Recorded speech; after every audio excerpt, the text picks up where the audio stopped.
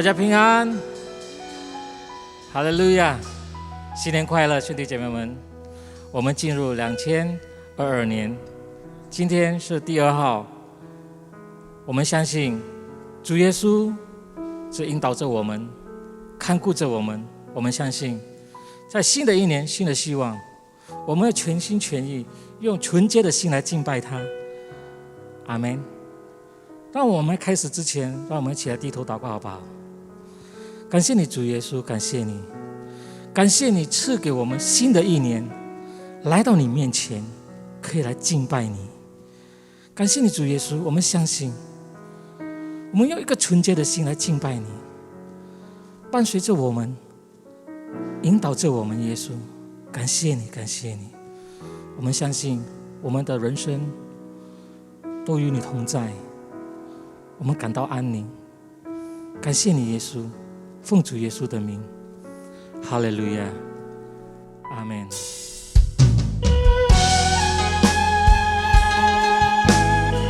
感谢你，耶稣。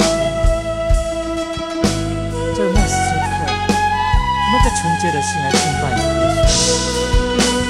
感谢你，耶稣。我们一颗心来敬拜你，全心全意来敬拜你。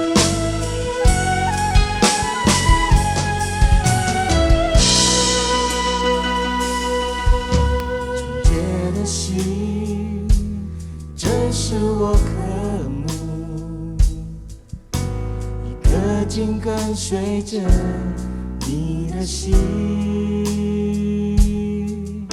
纯洁的心，这是我渴慕，一颗紧跟随着你的心。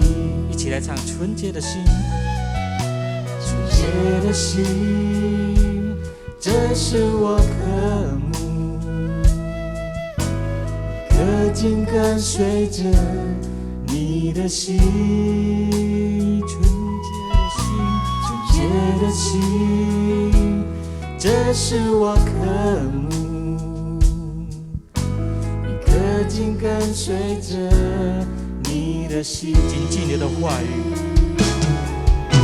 谨记你的话语，让罪不能进入，永远让你来掌管一颗专注的心，一颗怜悯的心，得着你的喜悦，让这馨香的敬拜只升到你面前。感谢你，耶稣，我感谢你，耶稣，纯洁的心来敬拜你，纯洁的心，这是我渴慕，一颗紧跟随着你的心，纯洁的心，这是我渴慕，紧跟随着你的心。谨记你的话语，谨记你的话语，好让罪不可进入，永远让你来掌管一颗专注的心，一颗怜悯的心，得着你的喜悦，让这馨香的敬拜只升到你面前。一颗怜谨记你的话语，好让罪不可进入，永远让你来掌管一颗专注的心，一颗怜悯的心，得着你的喜悦，让这馨香的敬拜只升到你面前。兄弟姐妹们，我的全心全意。的话语，好让罪不不可进入，永远让你来掌管。一颗专注的心，一颗怜悯的心，得着你的喜悦，让这馨香的敬拜只伸到你面前。紧记你的话语，紧记你的话语，好让罪不可进入，永远让你来掌管。一颗专注的心，一颗怜悯的心，得着你的喜悦，让这馨香的敬拜只伸到你面前。一颗怜悯的心，一颗怜悯的心，得着你的喜悦，让这馨香的敬拜只伸到你面前。一颗怜悯的心，一颗怜悯的心，得着你的喜悦，让这馨香的敬拜只伸到你面前。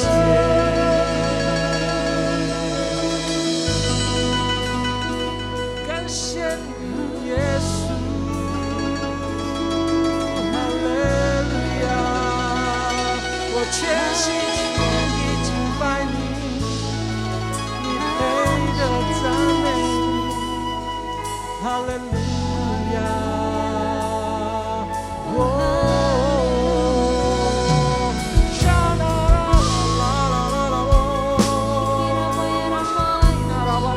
一起用心来赞美他，敬拜他，用你的声音来赞美他。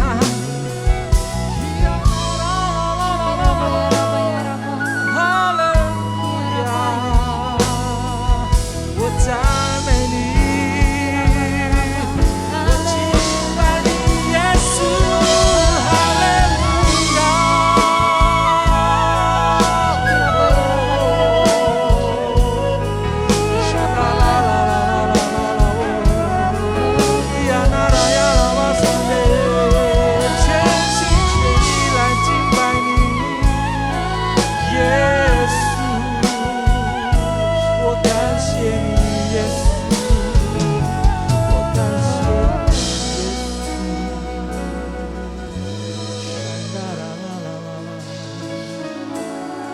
兄弟姐妹们，举们的心来赞美他，赞美他，赞美他。你是我的主，引我走这一路，高山或低谷，都是你在保护，万人中唯独你爱我，认识我，永远不变的应许，这一生都是祝福。一步又一步，这是恩典之路，你爱你手，将我紧紧抓住。一步又一步，这是盼望之路，你爱你手，请我走这人生路。一步又一步，一步又一步，这是恩典之路，你爱你手，将我紧紧抓住。一步又一步，这是盼望之路，你爱你手，牵引我走这人生路。一起来呼唤，一步又一步。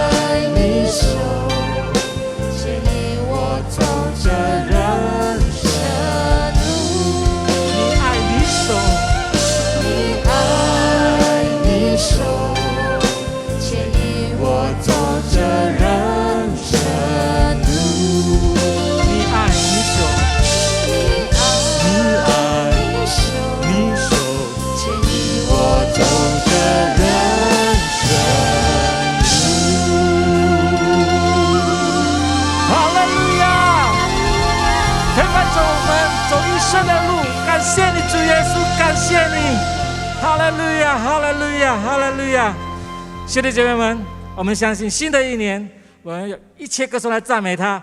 阿门，哈利路亚！我们一起来赞美他，站起来，一起来拍手来赞美他，哈利路亚！嘿！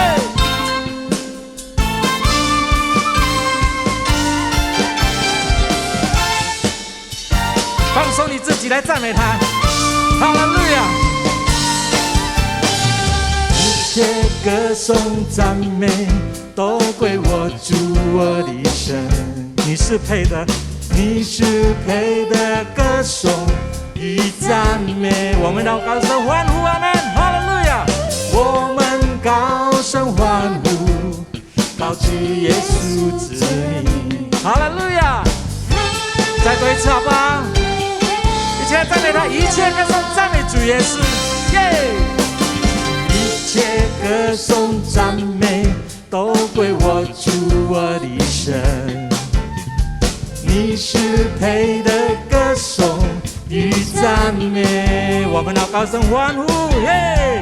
我们高声欢呼，高举耶稣之名，哈利路亚！哈利路亚！一起来赞美他，阿门！哈利路亚！一起来摇摆，赞美主，哈利路亚！嘿，赞美主，哈利路亚！哈利路亚！哦哦哦哦，赞美主，哈利路亚！嘿，赞美主，哈利路亚！哈利路亚！嘿！兄弟姐妹们，全心全赞美他，嘿嘿嘿！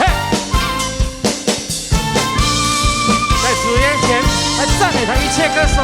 一切歌颂赞美都归我主我的神，嘿！你是配的歌颂与赞美。我们高声欢呼，高举耶稣之名，哈利路亚！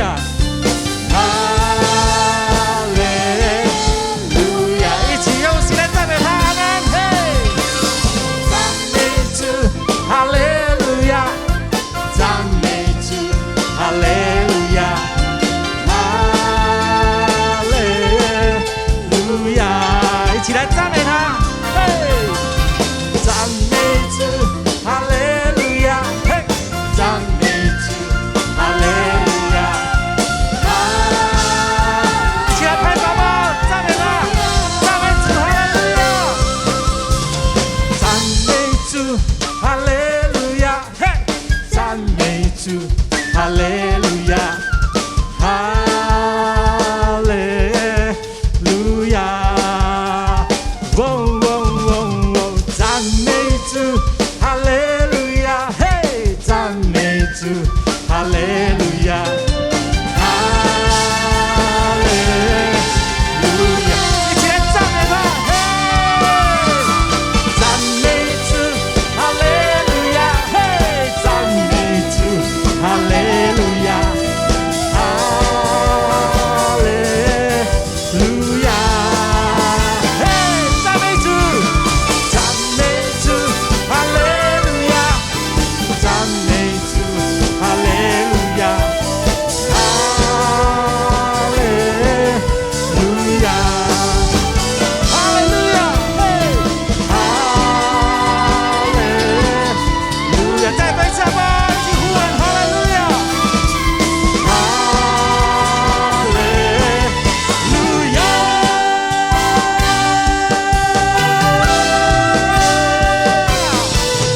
哈利路亚！哈利路亚！耶！感谢你，耶稣，感谢你！哦，哈利哈利路亚！奇妙的耶稣，哈利路亚，哈利路亚！感谢你，耶稣，感谢你。我们相信，新的一年，新的开始，耶稣奇妙的慈爱都与我们同在。我们在人生旅途中都在陪伴着我们。我们相信，我们每个心灵都来到他面前敬拜他，奇妙的耶稣。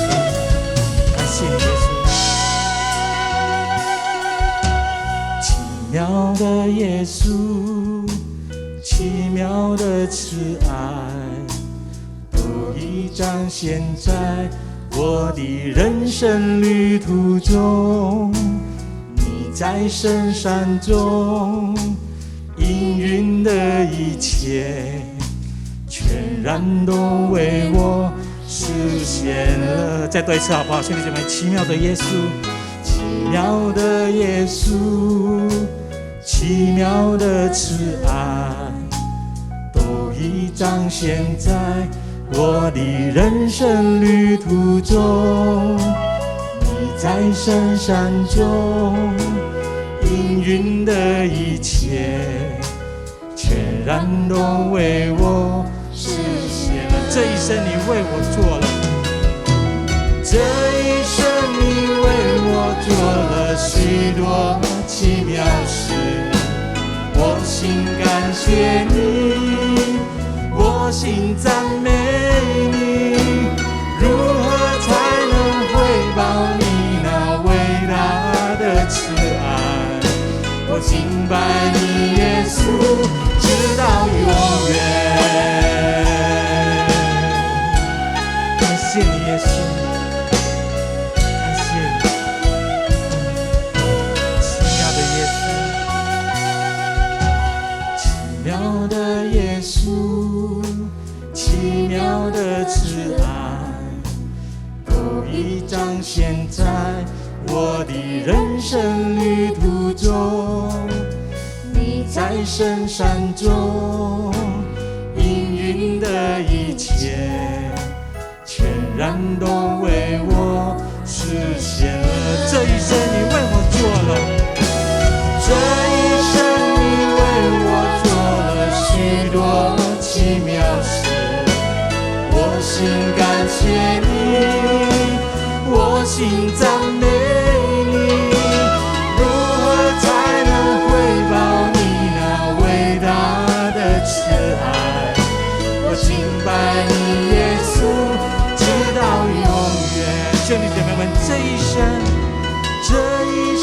你为我做了许多奇妙事，我心感谢你，我心赞美你，如何才能回报你那伟大的慈爱？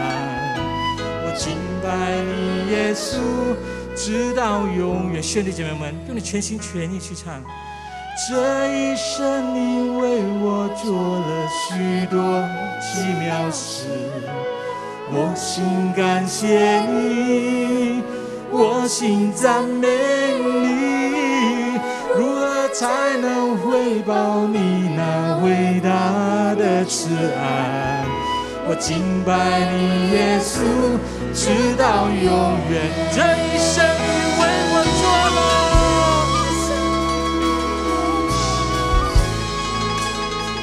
我心感谢你，我心赞美你，如何才能回报你的爱？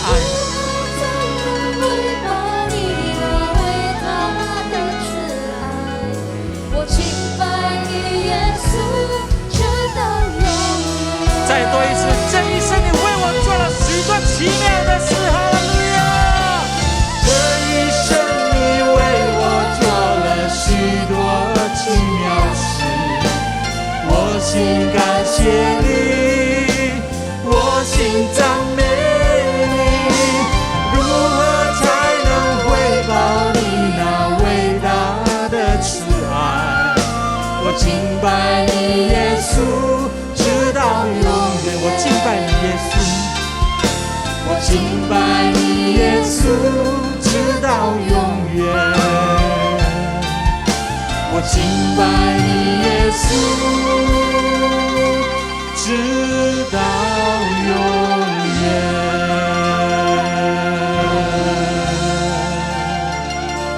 直到永远。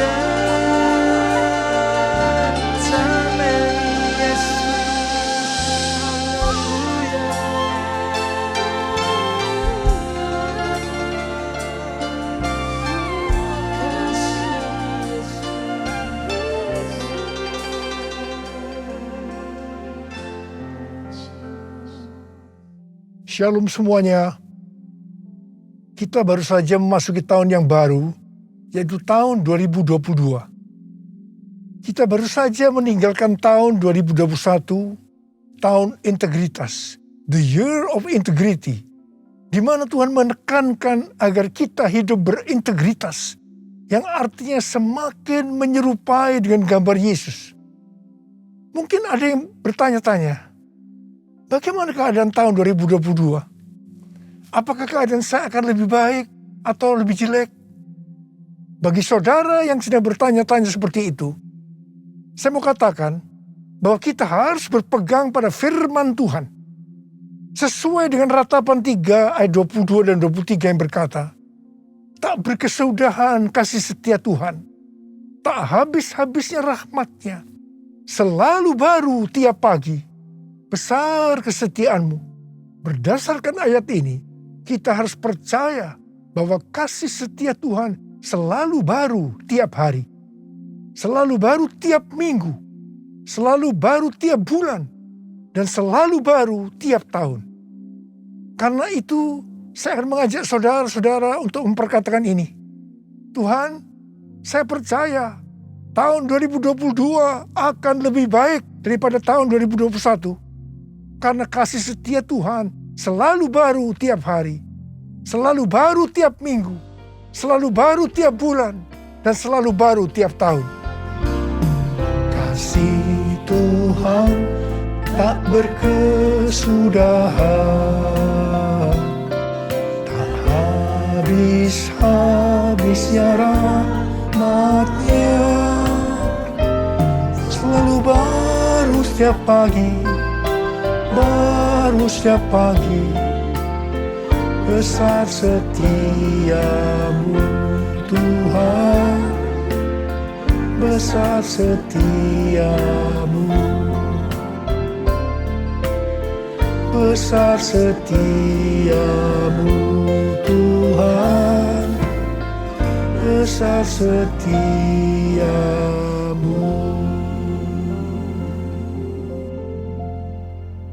Dasar kita percaya bahwa tahun 2022 akan lebih baik daripada tahun 2021 karena Ratapan 3 ayat 24 berkata, Tuhan adalah bagianku, kata jiwaku. Oleh sebab itu, aku berharap kepadanya.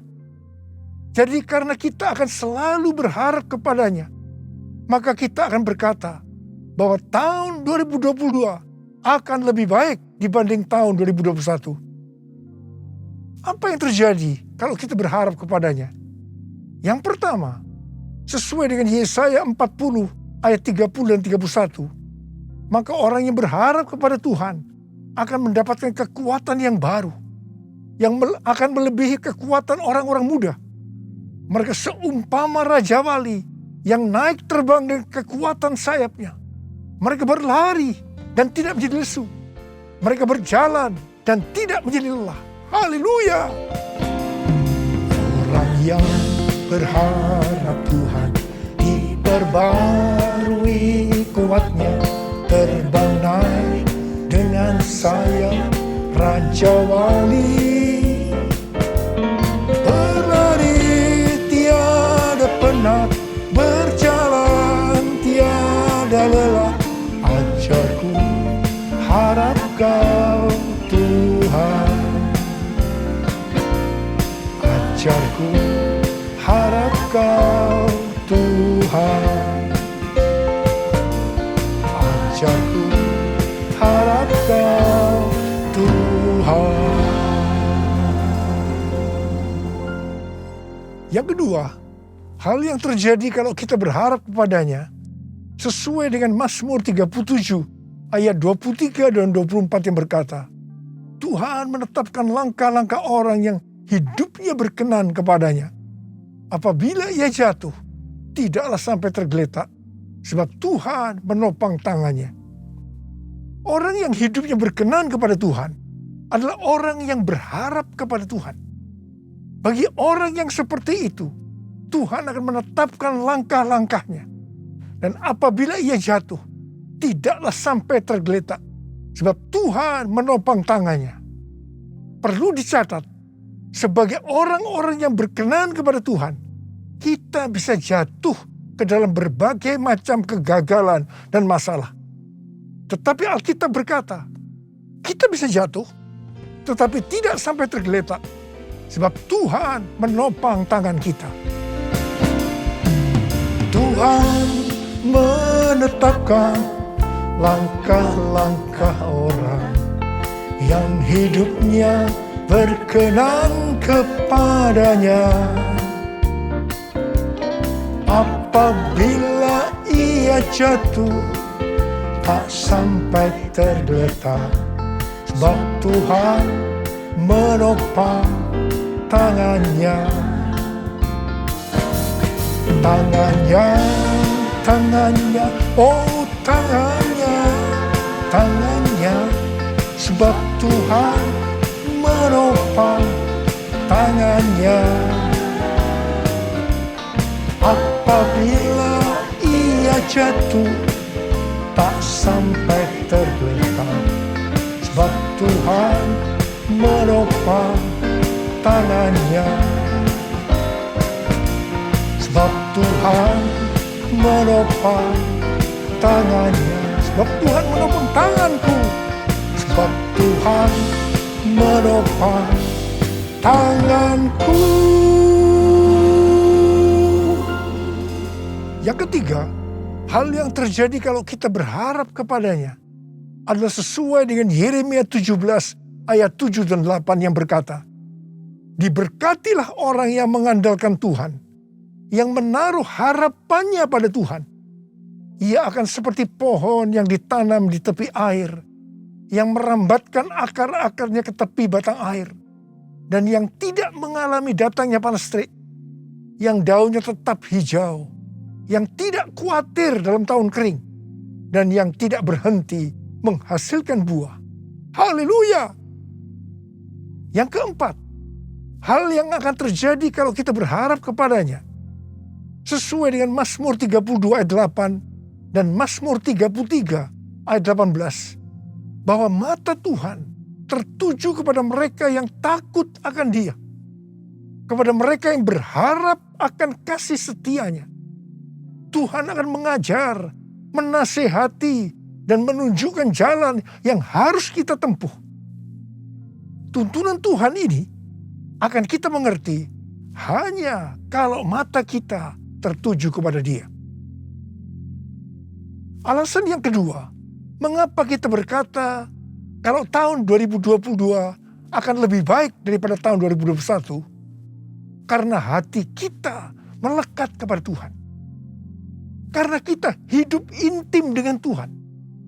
Dalam Mazmur 91 ayat 14 sampai dengan 16, Tuhan berkata, sungguh hatinya melekat kepadaku, maka aku akan meluputkannya. Aku akan membentenginya, sebab ia mengenal namaku. Bila ia berseru kepadaku, aku akan menjawab. Aku akan menyertai dia dalam kesesakan. Aku akan meluputkannya dan memuliakannya. Dengan panjang umur akan kukenyangkan dia, dan akan kuperlihatkan kepadanya keselamatan daripadaku. Jadi, kalau hati kita tuh melekat kepada Tuhan, kalau kita hidup intim dengan Tuhan, maka yang pertama, Tuhan akan meluputkan dan membentengi kita terhadap sakit penyakit, panah api dari si jahat, jerat penangkap burung, kedahsyatan malam, atau terror of the night yang berbicara tentang penculikan, perampokan, pemerkosaan, pembunuhan, terorisme, peperangan. Hal yang kedua, Tuhan akan menjawab ketika kita berseru pada masa kesesakan. Dan yang ketiga, Tuhan akan memuliakan kita.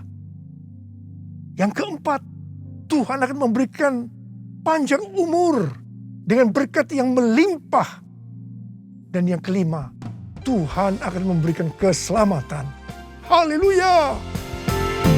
Bless the Lord, oh my soul, oh my soul, worship His holy name.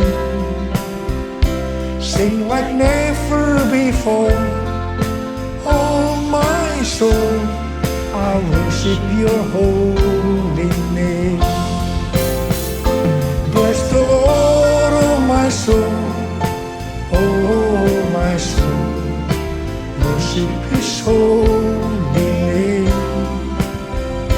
Sing like never before, oh my soul, I worship your holy name. I worship your holy name.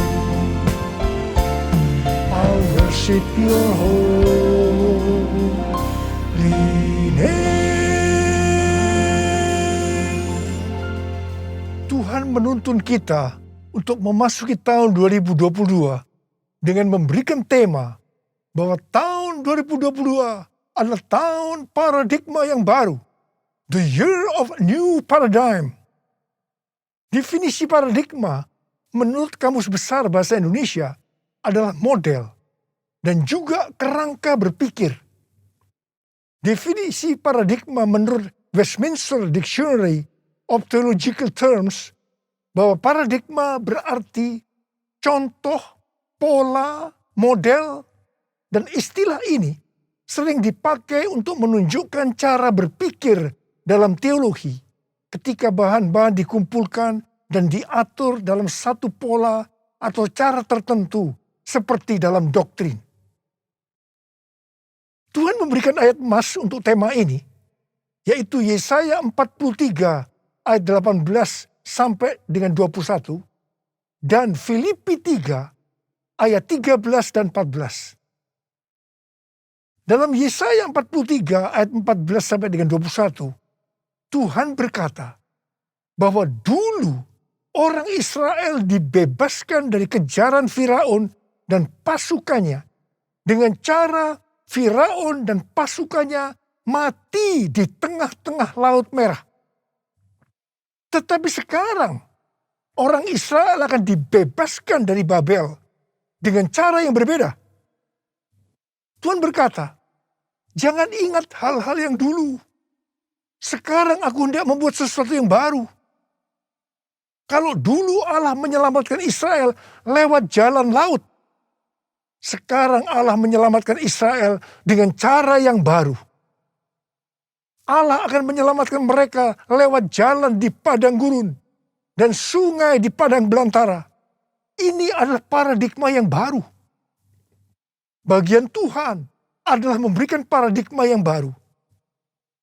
Yang ada sesuatu yang baru, yaitu membuat jalan di padang gurun dan sungai di padang belantara, di mana pada waktu itu hal ini tidak mungkin bisa dikerjakan oleh manusia. Tetapi bagi Tuhan tidak ada yang mustahil. Katakan amin. Tujuan Allah menyelamatkan Israel dari Babel, yaitu karena mereka umat pilihan Tuhan. Dan yang ditetapkan untuk memberitakan kemasyhuran namanya. Demikian juga bagi kita, umat pilihan Tuhan.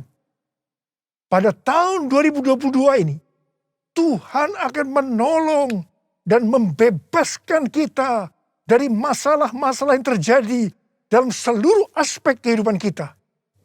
Apakah itu sakit penyakit, keluarga, pelayanan, bisnis, masa depan, dengan cara-cara yang baru atau paradigma yang baru. 1 Korintus 2 ayat 9 berkata, tetapi seperti ada tertulis, apa yang tidak pernah dilihat oleh mata, dan tidak pernah didengar oleh telinga, dan yang tidak pernah timbul dalam hati manusia. Semua yang disediakan Allah untuk mereka yang mengasihi Dia. Apa yang Tuhan minta untuk kita lakukan? Kita harus memberitakan kemasyhurannya. Kita harus menyelesaikan amanat agung dalam era Pentakosta ketiga ini. 1 Petrus 2 ayat 9 berkata, tetapi kamulah bangsa yang terpilih, imamat yang terjani, bangsa yang kudus, umat kepunyaan Allah sendiri, supaya kamu memberitakan perbuatan-perbuatan yang besar dari Dia, yang telah memanggil kamu keluar dari kegelapan kepada terangnya yang ajaib. Memasuki tahun 2022 ini, kita akan melihat bahwa dengan adanya pandemi yang sampai sekarang belum selesai, maka cara-cara pelayanan di gereja berubah. Kita tidak bisa hanya memakai cara-cara yang lama lagi. Sebagai contoh, sesuai dengan penelitian yang dilakukan oleh George Barna, yang dirilis pada tanggal 6 Juni 2021 yang lalu, mengenai generasi anak muda di Amerika yang disebut generasi berbeda. Dikatakan bahwa pelayanan gereja selama 5 dekade terakhir tidak akan efektif untuk generasi ini. Jadi perlu ada paradigma yang baru dalam pelayanan di gereja. Tuhan sedang membuat paradigma yang baru sebagai pola yang baru. Dan bagian kita adalah menerima sebagai cara pandang yang baru. Demikian juga dengan cara berbisnis. Pasti banyak dari cara-cara yang lama yang sudah tidak bisa dipakai lagi. Perlu diperhatikan bahwa Wahyu 13 ayat 16 pasti akan digenapi. Manusia tidak dapat membeli dan menjual kalau tidak memiliki tanda antikristus di tangan kanannya dan di dahinya. Dan dengan seizin Tuhan, dunia sekarang sedang dibawa ke sana untuk menggenapi Wahyu 13 ayat 16 tadi. Tetapi bagi kita yang percaya bahwa pengangkatan terjadi sebelum masa sengsara yang disebut dengan pre-tribulation, kita tidak akan mengalami itu. Sekali lagi saya mau katakan pada saudara, kita tidak akan mengalami itu. Jadi, daripada kita disibukkan memikirkan chip dari antikristus sampai menolak untuk divaksinasi, sebaiknya kita mempersiapkan diri kita untuk pengangkatan yang sudah sangat-sangat dekat waktunya. Maranatha, Tuhan Yesus datang segera. Jadi, dalam tahun paradigma yang baru ini, ada 3 hal yang harus diperhatikan. Yang pertama, paradigma adalah inisiatif Tuhan sendiri yang perlu diresponi oleh umatnya. Ada bagian yang Tuhan perbuat, ada bagian yang umatnya harus lakukan. Yang kedua, bagian Tuhan membuat sesuatu yang baru, yaitu paradigma sebagai pola. Dan yang ketiga, bagian umat Tuhan melihat, mengetahui, dan menerima yang Tuhan buat, yaitu paradigma sebagai cara pandang. Hatiku percaya, hatiku percaya, hatiku percaya, selalu ku percaya, selalu ku percaya, selalu ku percaya.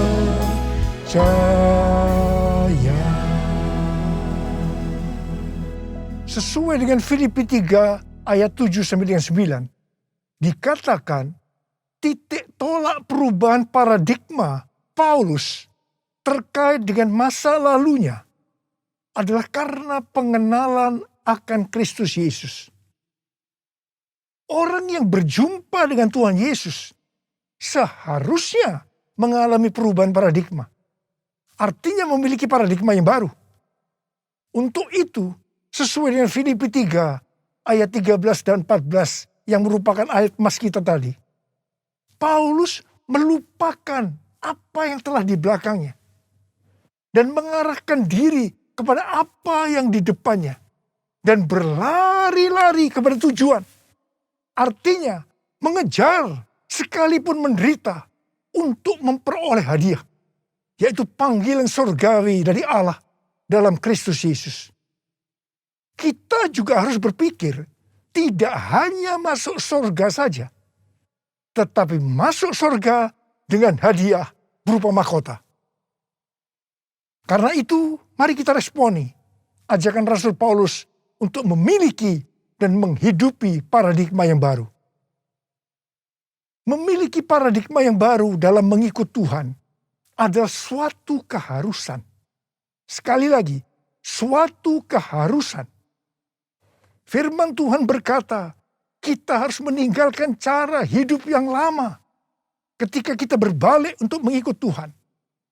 Cara hidup yang lama atau paradigma yang lama, termasuk pola pikir, tutur kata, tingkah laku, dan perbuatan kita sehari-hari harus mengalami perubahan. Jadi, orang Kristen yang sudah lahir baru, tetapi masih memakai paradigma yang lama, perlu bertobat. Perlu bertobat. Apa yang Alkitab katakan tentang paradigma yang baru? Roma 12 ayat 2 berkata, janganlah kamu menjadi serupa dengan dunia ini, tetapi berubahlah oleh pembaharuan budimu, sehingga kamu dapat membedakan manakah kehendak Allah, apakah yang baik, yang berkenan kepada Allah, dan yang sempurna. Dalam bahasa Yunani, kata yang dipakai untuk budi adalah nous, yang artinya pikiran, akal budi, pola pikir atau mindset. Yang sama juga artinya dengan paradigma. Di sini Tuhan menghendaki agar kita memiliki pikiran atau paradigma yang baru, supaya kita tidak sama lagi dengan dunia ini, dan mengerti kehendak Allah. Sebelum bertobat, pola pikir dan cara hidup kita pasti sama dengan dunia ini. Tinggalkan itu. Tinggalkan itu. Masuk ke dalam paradigma yang baru. Ingat, paradigma yang lama akan menghambat kita untuk mengerti kehendak Allah. Ada pesan Tuhan yang kuat hari-hari ini, yaitu agar kita mengerti dan melakukan kehendak Allah pada zaman ini. Bagaimana supaya kita memiliki pola pikir atau paradigma yang baru? Yaitu melalui firman Allah dan Roh Kudus. Karena itu baca Alkitab setiap hari. Renungkan, lakukan, dan saksikan. Dan selalu berkata, penuhi kami dengan Roh-Mu ya Tuhan. Biarlah kami dituntun dengan firman dan Roh-Mu. Pada akhirnya, diingatkan bahwa paradigma yang lama, yaitu pola pikir duniawi yang berdampak kepada kehidupan duniawi, akan berujung kepada kebinasaan, akan kehilangan keselamatan. Karena itu, miliki dan hidupi paradigma yang baru. Kita akan menjadi serupa dengan gambar Yesus. Kita menjadi orang yang berintegritas. Kita akan mencari dan memikirkan perkara-perkara yang di atas, bukan yang di bumi. Sehingga pada saat Tuhan Yesus menjemput kita, gerejanya di awan-awan, kita akan diangkat dan masuk surga dan akan bersama-sama dengan Tuhan Yesus selama-lamanya. Hosana, Hosana, di tempat yang tinggi. Hosana, Hosana, di hati yang suci. Hosana, Hosana, di tempat yang tinggi.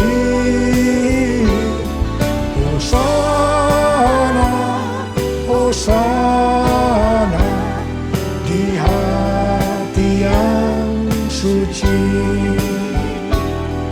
di hati yang suci, di hati yang suci.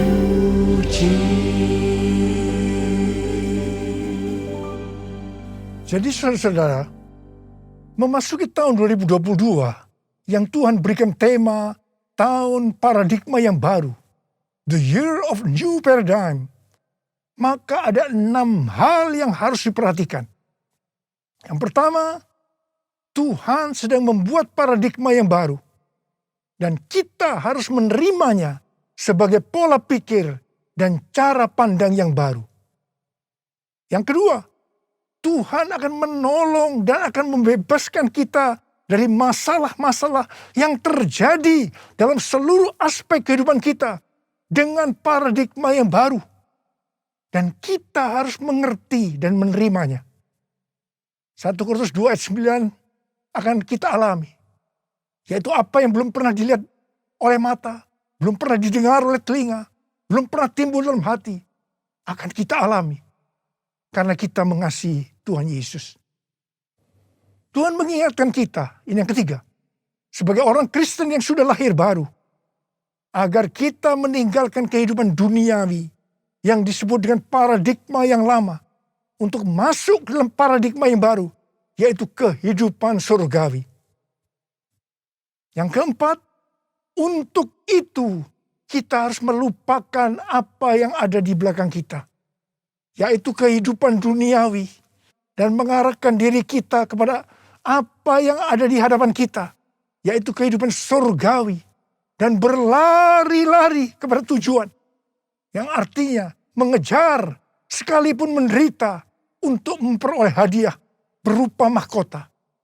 Kita harus berpikir tidak hanya masuk surga saja, tetapi masuk surga dengan mendapatkan mahkota. Katakan amin. Yang kelima, kita harus meminta kepada Tuhan agar dipimpin dengan firman dan rohnya, supaya kita bisa memahami dan menghidupi paradigma yang baru. Yang keenam, dengan adanya paradigma yang baru ini, apa yang Tuhan minta kepada kita untuk dilakukan? Yaitu supaya kita memberitakan perbuatan-perbuatan yang besar dari Dia yang telah menyelamatkan kita, supaya dalam era Pentakosta ketiga ini kita menyelesaikan amanat agung, dan setelah itu Tuhan Yesus datang kembali. Ku mau selalu bersyukur, selalu bersyukur. Kau Tuhan yang setia, yang selalu menopang. Ku mau selalu bersyukur, selalu bersyukur. Kau Bapa-Ku yang setia. Sekali lagi. Ku mau selalu bersyukur, selalu bersyukur. Kau Tuhan yang setia, yang selalu menopang. Ku mau selalu bersyukur, selalu bersyukur. Kau Bapa-Ku yang setia. Mari angkat tangan saudara, kita sembah dia. Riala basyara bara bara bara bara. Oh riala la bara bara bara bara bara bara. Oh ra bara bara bara bara bara bara. Oh ra ba ba ba ba ba. Kami mau selalu bersyukur ya Tuhan, meninggalkan tahun 2021. Kami bersyukur apapun yang kami alami, enak maupun tidak enak, kami selalu bersyukur kepada Tuhan. Dan kami akan memasuki tahun 2020 sekarang ini Tuhan. Kami bersyukur Tuhan. Terima kasih Bapa, urapi kami. Urapi kami semua Tuhan memasuki tahun 2022 ini Tuhan. Supaya kita semua bisa memahami dan menghidupi paradigma yang baru. Sekarang terimalah. Terima pengurapan Tuhan. Terima.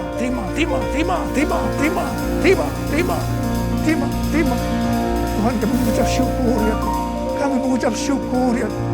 Ku mau selalu bersyukur, selalu bersyukur. Kau Tuhan yang setia, yang selalu menopang. Ku mau selalu bersyukur, selalu bersyukur. Kau Bapa-Ku yang setia, Kau Bapa-Ku yang setia,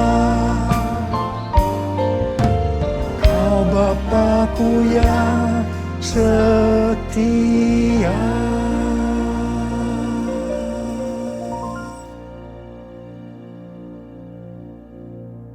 Mari saudara-saudara, kita akan masuk dalam perjamuan kudus. Ini adalah perjamuan kudus yang pertama dalam tahun yang baru, tahun 2022 ini. Kita akan mengingat ayat ini. Sebab setiap kali kamu makan roti ini dan minum cawan ini, kamu memberitakan kematian Tuhan sampai Ia datang. Perjamuan kudus adalah perjamuan Tuhan Yesus sendiri. Setiap kali kita masuk ke dalam perjamuan kudus, Tuhan Yesus selalu berkata kepada kita, biarlah ini menjadi peringatan akan daku. Peringatan akan daku. Karena itu mari saudara-saudara, kita tundukkan kepala, kita arahkan hati kita kepada kebaikan Tuhan. Apa yang telah Tuhan Yesus perbuat dalam hidup ini? Supaya kita lebih mengasihi Tuhan Yesus. Kita supaya lebih mengasihi satu dengan yang lain. Bapa, siapakah kami sebelum kami mengenal Engkau? Kami semua orang berdosa. Upah dosa adalah maut, mati. Tapi Engkau yang tidak berdosa telah dijadikan dosa oleh karena kami. Engkau harus turun dari surga mulia, menjelma menjadi manusia, mati ganti kami dengan penderitaan yang luar biasa. Tuhan, terima kasih. Terima kasih buat kebaikan Tuhan. Terima kasih buat kebaikan Tuhan. Ya Tuhan, Kau jadikan kami sebagai anak-anak-Mu. Kau tuntun, Kau bela, Kau lindungi. Kau sembuhkan kami. Kau berikan kepada kami visi-visi yang baru memasuki tahun yang baru ini Tuhan. Engkau tegur juga kalau kami salah. Itu Engkau ya Aba. Itu Engkau ya Aba. Saudara, Tuhan akan memberkati kita semua melalui perjamuan kudus. Tapi Tuhan mau kita makan dan minum dengan cara yang benar. Karena itu, mari masing-masing berdoa, introspeksi. Kita baru saja meninggalkan tahun yang lama, tahun 2021. Memasuki tahun yang baru, tahun 2022. Mari, kalau ada hal-hal yang belum diselesaikan selama ini dengan Tuhan, memasuki tahun yang baru, kita selesaikan sekarang ini. Kita minta ampun. Kalau ada hal-hal yang menyedihkan hatinya Tuhan, kita minta ampun. Ampuni saya Tuhan. Ampuni, katakan begitu. Katakan, ampuni saya Tuhan. Ampuni saya. Tuhan, ampuni kami semua Tuhan. Ampuni kami semua. Kau melihat anak-anak-Mu semua yang sedang meminta ampun padamu. Ampuni Tuhan. Berkati mereka memasuki tahun yang baru. Tahun 2022. Tahun paradigma yang baru ini. Ya Bapa, ya Bapa, ya Bapa. Ya Bapa, ya Bapa. Terima kasih, terima kasih. Terima kasih. Tuhan, terima kasih. Kau sudah mengampuni kami. Kau sudah mengampuni kami. Sekarang saudara-saudara, mari kita masuk dalam perjamuan kudus. Dengan hati yang penuh ucapan syukur. Dalam nama Yesus. Amin. Sekarang, mari kita angkat roti di tangan kanan kita tinggi-tinggi. Sebab apa yang telah kuteruskan kepadamu telah aku terima dari Tuhan. Yaitu bahwa Tuhan Yesus pada malam waktu Ia diserahkan mengambil roti. Dan sesudah itu Ia mengucap syukur atasnya. Dia memecah-mecahkannya dan berkata, inilah tubuhku yang diserahkan bagi kamu. Perbuatlah ini menjadi peringatan akan aku. Saudara dikasihi Tuhan, bukankah roti yang kita pecah-pecahkan ini adalah persekutuan kita dengan tubuh Kristus? Mari kita makan dalam nama Yesus.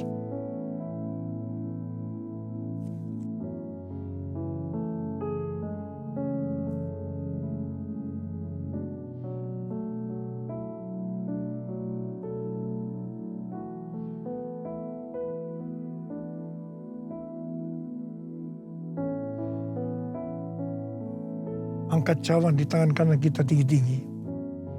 Demikian juga Ia mengambil cawan sudah makan lalu berkata, Cawan ini adalah perjanjian baru yang dimeteraikan oleh darahku. Perbuatlah ini. Setiap kali kamu meminumnya menjadi peringatan akan aku. Sudah dikasih Tuhan. Bukankah cawan pengucapan syukur yang atasnya kita ucapkan syukur adalah persekutuan kita dengan darah Yesus. Mari kita minum dalam nama Yesus.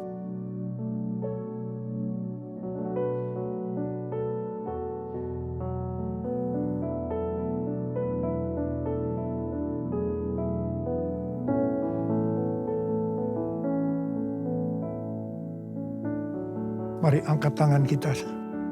Ucapkan syukur dengan suara. Jangan diam. Jangan diam. Ucapkan syukur ya Tuhan. Terima kasih ya Tuhan. Terima kasih ya Tuhan. Terima kasih ya Tuhan. Terima kasih. Oh ralabaya ralabarabarabarabara. Tuhan, kamu berdoa buat anak-anakmu semua ya Tuhan. Mereka semua sedang mengangkat tangan di hadapan-Mu Tuhan. Kamu berdoa bagi yang sakit. Sembuhkan mereka ya Tuhan. Sembuhkan mereka. Sembuh dalam nama Yesus. Sembuh dalam nama Yesus. Terima mujizat Tuhan. Terima. Oh Tuhan, terima kasih. Katakan terima kasih. Katakan terima kasih buat kesembuhan. Buat pertolongan Tuhan. Buat pemulihan. Katakan terima kasih. Terima kasih. Terima kasih. Terima kasih. Terima kasih Yesusku. Terima kasih Yesusku. Puji syukur hanya bagi Tuhanku. Terima kasih Yesusku. Terima kasih Yesusku. Puji syukur hanya bagi Tuhanku. Terima kasih Yesusku. Terima kasih Yesusku. Puji syukur hanya bagi Tuhanku. Terima kasih Yesusku. Terima kasih Yesusku. Puji syukur hanya bagi Tuhanku. Puji syukur hanya bagi Tuhanku. Puji syukur hanya bagi Tuhanku. Terima kasih. Terima kasih Abah. Terima kasih. Terima kasih Abah. Terima kasih. Shalom, Gembala dan seluruh pengerja Mandarin Service CK7 serta jemaat Tuhan mengucapkan terima kasih kepada Gembala sidang kita, Bapak Pendeta Dr. Insinyur Niko Nyoto Raharjo yang telah memberkati kita semua melalui penyampaian pesan firman Tuhan, visi tahun 2022, serta memimpin perjamuan kudus pada hari ini. Tuhan Yesus memberkati Bapak dan keluarga berlimpah-limpah. Berikut kami sampaikan pengumuman kegiatan sepekan. Ibadah online minggu depan tanggal 9 Januari 2022 akan dilayani oleh PDP Charlie Jeremiah.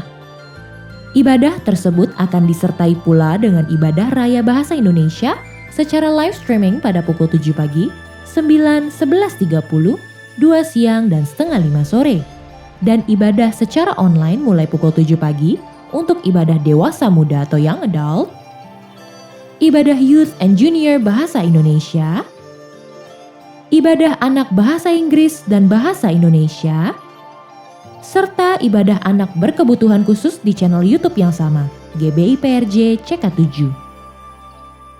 316 Youth Ministry English Service hari Sabtu tanggal 8 Januari 2022 pukul 4 sore akan dilayani oleh Mrs. Tian Setiawati, JGKC and Jam GBI PRJ CK7 Coordinator. 316 Youth Ministry diperuntukkan bagi anak muda dari usia 12 sampai dengan 24 tahun. Mari, kami mengundang anak-anak muda untuk bergabung mengikuti online service tersebut di YouTube channel GBI PRJ CK7.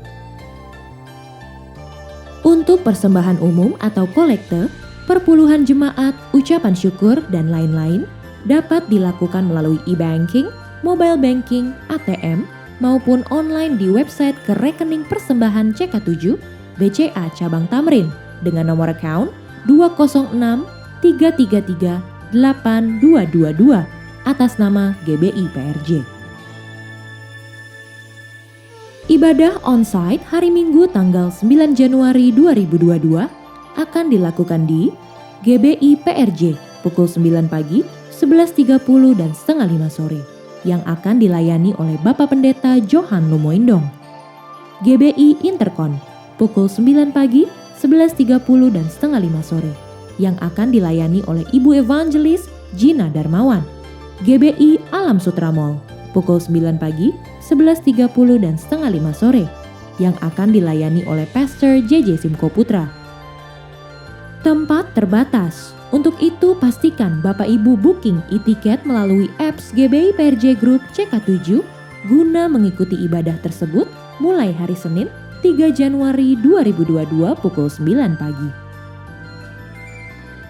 Gembala mengajak semua pengerja CK7 serta jemaat Tuhan untuk bayar harga menjaga keintiman dengan duduk di kaki Tuhan dengan mengikuti doa fajar CK7 online setiap hari Senin sampai dengan Sabtu pukul 4.40 pagi waktu Indonesia Barat dan menara doa CK7 online setiap hari Senin sampai dengan Sabtu pukul 3 sore sampai dengan 9 malam waktu Indonesia Barat. Agar kita semua terluput dari masalah kesehatan, keluarga, keuangan, pekerjaan, dan lain-lain. Untuk info link Zoom, user ID serta password dapat langsung diikuti melalui apps GBI PRJ Group CK7 atau dapat menghubungi nomor WhatsApp 0877 2300 5577. Bagi jemaat yang membutuhkan konseling, dapat menghubungi Bapak PDP Suryadi di nomor WhatsApp 0819 0826 8833. Unit pengajaran CK7 akan kembali mengadakan virtual graduation via Zoom bagi 300 lebih peserta KOM 100 Junior sampai dengan KOM 300 yang telah menyelesaikan pelajaran serta lulus ujian. Acara tersebut akan dilaksanakan pada hari Sabtu 15 Januari 2022 pukul 6 sore waktu Indonesia Barat sampai dengan selesai. Para wisudawan dan wisudawati dapat segera menghubungi nama dan nomor WhatsApp yang tertera di layar Bapak Ibu sekalian. Sekian pengumuman pada hari ini. Terima kasih atas perhatian Bapak Ibu Saudara sekalian. Tuhan Yesus memberkati. CK7会议堂的同工和今天参加网上敬拜的会友们，当我们还未进入祷告思想前，让我们一起先讲第三个五旬节的意义。因为我们相信，当我们说出话来后，那么事情会成就在我们的生命里。圣经怎么说？灵后是善。但我们既有信心，正如经上记着说：“我因信，所以如此说话。”我们也信，所以也说话。第三个五旬节的意义，第一个意义，第三个五旬节是现代神灵大大交换的时期，远超过当时亚述撒节所发生的。第二，第三个五旬节将会是主耶稣再来前最大和最后的灵魂受割。第三，第三个五旬节将兴起耶利米亚一代，即被圣灵充满，对主耶稣死心塌地，对罪绝不妥协，并采取行动抢救灵魂的年轻人。第四，第三个五旬节是在印度尼西亚诞生，并被推动到列国。这个运动从东方到西方，最后回到耶路撒冷。第五，第三个五旬节将持下能力来完成主的大使命之后，主耶稣就会再来。来吧，CK7会议堂的同工和会友，让我们一起为我们的国家印度尼西亚祷告。圣经怎么说？奥利泰之下气14，这称为我名下的子民，若是自卑、祷告、寻求我的面，转离他们的恶行，我们必从天上垂听，方免他们的罪，医治他们的地。天父，求你饶恕我们，方免我们的国家主。但愿此从一切的瘟疫、新冠病毒和灾害恢复我们的国家，让每一个向上帝呼求的人得着拯救。我们祷告，让全体基督徒会堂和同工和会友们都能脱离新冠病毒和全球性经济危机的影响。奉主耶稣基督的名，我们也要奉主耶稣的名，对新冠病毒和全球经济危机说：住了吧，静了吧。我们要为佐科维总统和马鲁夫阿敏副总统求米赐给他们智慧，为了印尼国家所采取的每一项决定都是按照上帝的旨意。我们也为治疗新冠肺炎的医护团队祷告，愿上帝羔羊的血能保护他们，遮盖他们和他们的家人，上帝赐给他们健康。今天我们要感谢他的仆人刚传道蛮有能力来传讲上帝的道，求你大大的祝福你的仆人，阿们。